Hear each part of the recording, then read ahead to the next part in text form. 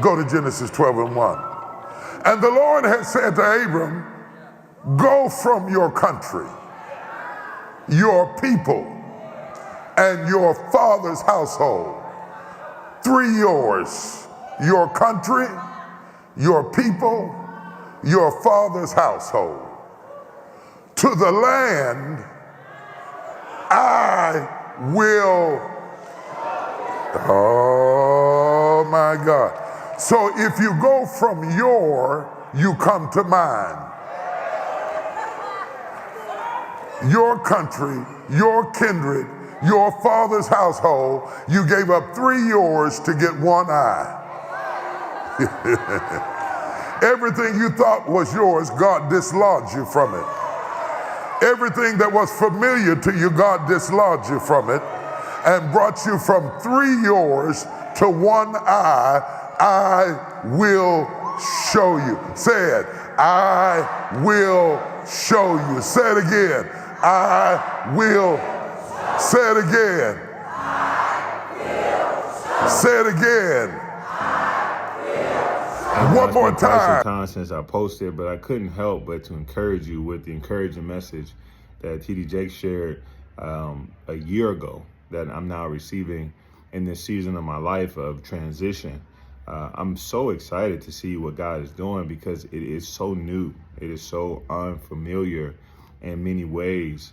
And yet, knowing his provision in my life, knowing how he has always called me to go and do the thing that seems impossible and unlikely is just a reminder of the way that he does what he does. Listen, go and watch the full episode of this sermon.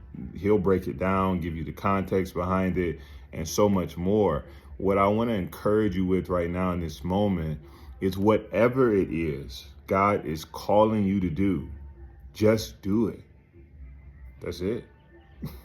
Oh, you thought it was over, huh? No, of course not. Listen, just doing it, there's so much more on the other side. For you, for your life, personally, the things that God is calling you to do, just doing it is blessings, it is finances, it is understanding, it is wisdom, it is clarity, it is direction, it is purpose. Just doing it, there's such a reward for it. And it may seem so scary, so frightening. I can remember seasons of my life when I stepped out on faith. I went to a football camp in high school. Here I am growing up in an environment, in a space, small town, not ever knowing what it's like to be outside, like living outside of the city that I'm in, let alone going to such a big space like Ohio State University's campus. And I'm going with the expectation that people are going to see me for who I am, like the player, the athlete in which I was dreaming to become. Right. And so I go to this camp and I remember I'd spent 4 days inside of a dorm with various other players who were just as talented as me. I remember each day being there feeling like I wanted to pee on myself. I was so afraid of the moment. And yet each time I faced my fears in the moment, you know what happened? Something in me grew in confidence. The confidence that I had in him, it was beginning to manifest. Maybe I didn't see that on day 1, 2, 3, and 4. But after I left that camp, you know what happened? What happened is I was so relieved that it was over that I was like, man, I can now reflect on what I experienced. And it actually showed me that I was better in it than I thought that I was. Now I'm coming back to an environment, to a space, to a place where the same people that exist are now invigorated by the type of person that I've become. After 4 days of doing something bold and unfamiliar, scary and frightening, I became another person. Every day you choose to do the impossible.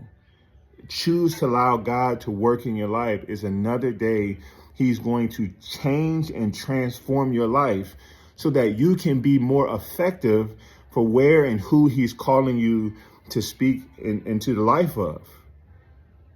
He wants you to change the situation or situations around you. So he will often send you to places to do unprecedented things, which will ultimately build up your confidence in him, your confidence in self, knowing that he's giving you the gifts and the abilities and the talents and the intangibles to do the thing that he's equipping you to do. It is a beautiful process. And imagine doing that for years and years and years. Imagine the person that you'll be when you're 50, 60, 70 years old, the amount of wisdom, the amount of people that you'll impact when you choose to walk by faith each and every step. Listen, that is the core of what is being spoken now. Walking by faith, it builds you up as an individual, and then you are unified with other people who are walking by faith. And as a result, the kingdom is built up in such a prolific and profound way, and it is powerful. That when we reach the finality of our lives, all of us, when we are encompassed, when we are surrounded by such great cloud of witnesses, what we will experience through that is this: rejoicing forevermore.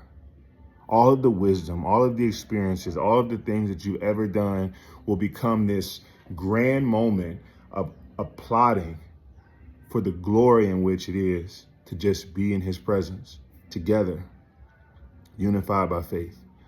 Let that encourage you. You might have got the part one to just go, but let this be the spiritual encouragement for your life, to trust him, to walk by faith and not by sight.